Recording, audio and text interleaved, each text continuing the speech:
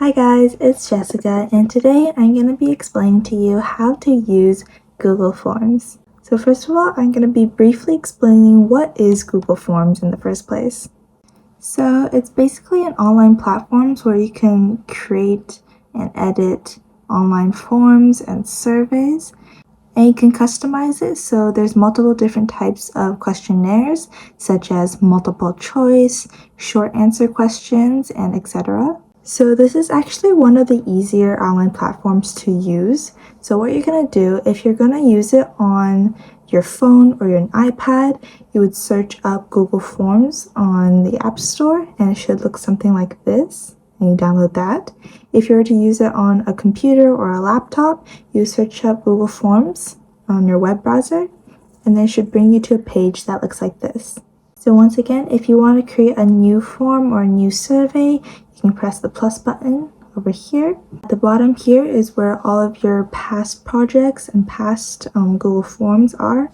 And at the top, you can search the titles of your projects to find them easier.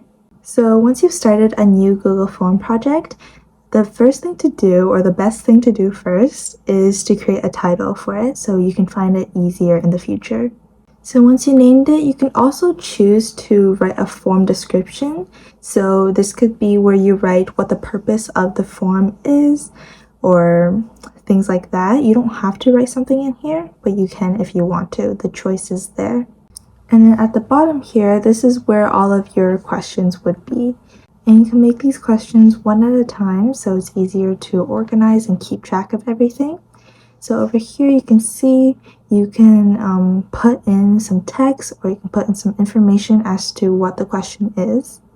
So just an example, I'm going to put an example on the screen. I'm just going to put like, do you like cats or dogs better? And then if you look beside that text box, you can see a button that says multiple choice. If you click that open, you can see there's different options of different types of questions you can ask. So for example, you can have short answer or paragraph answers. So this is basically where when someone is answering the question, they can type out an answer and then it's up for review later.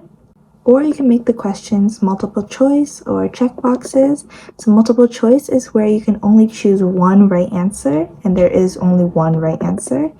And then the checkboxes is where you can choose multiple different right answers, but there's still options to choose from, unlike the short answer. And then underneath that, if you choose to do some checkbox answers or multiple choice answers, you can put your options or the names of your options underneath. If it's just a short answer problem, then you do not have to do this step. You can see here beside the text box, you can also choose to add an image. And so if there's some sort of image component or like graph that goes along with your question that you're asking, then you can insert that through here. At the bottom of the question over here, you can see the first button is for if you want to duplicate this question. So if you want to ask this question 2 times in a row, you can press this button. The next button is a garbage can, and you can delete this question if you press this button. The next button, it's actually a switch, and it says required or not required.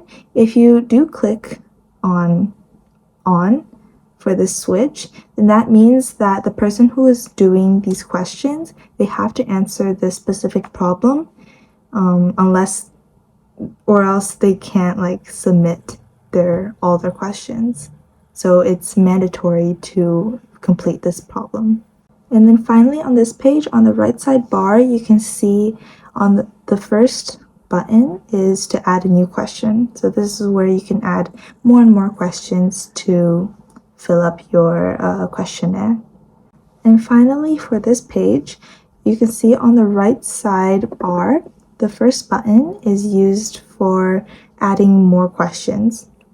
So you can add more and more questions to fill up your survey or to fill up your form. On this right side bar, it's also important to know the third button, which is title and description button. And if you click on this, there'll be a new question slot that is created. However, this is not an actual question. This is rather just you writing down something, and then if you're answering the problems, you'll see that as you're answering. And so I'm going to show an example of that over here. So basically, if you add this text box, you can just plainly put writing and plainly put text there. It's not a question. And then finally, the last couple of buttons is used to insert a photo or insert some videos into your form. Moving on, the next page you're going to see at the top bar over here, you click on responses, and if you were the one who made this Google form, then you're able to see these responses. And so over here you can see everyone who has completed your questions. You can see which answers they chose, and you can see how many people chose a certain amount of answers. And you can see here all the responses are organized very clearly because it's all in a pie graph. So you can see each section of who answered which answer. And so those are the 2 pages on your Google form that you would need to know if you're creating a project for high school. On the top right corner on this page, you can see that there is a paint option or a paint button, and this is where you can customize the colors of your Google form or your survey to make it more creative or aesthetic. Next button over here, you can see a preview of what your form looks like. So if you click on this button, it basically shows you what people who are completing your survey would see if they are the ones answering the questions.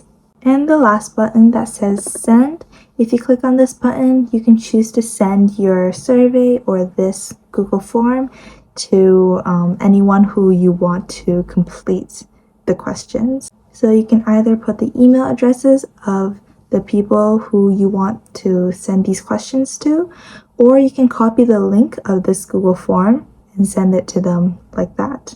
And so that's how you use the online platform's Google Forms. I hope this video helped you understand a little bit about what this is and how to use it, and I hope you enjoyed watching. Thank you. Bye.